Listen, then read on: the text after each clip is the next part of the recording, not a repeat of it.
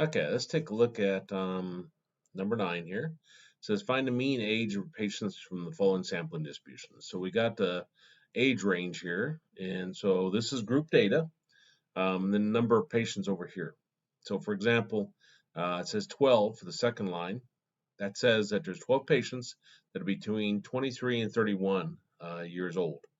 We don't know where they fall, but they're in that range. That's group data. So you download my group data descriptive statistics spreadsheet, and for your lower class limits, you want to put all your smaller numbers, and for the upper class limits, your larger numbers. So 15 to 23, 15, 23, and frequency is 1, and 23 and 31, and frequency is 12, 31, 39, frequency is 4,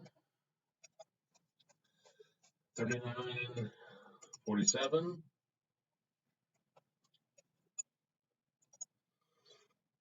2, and 47, 55, and 6.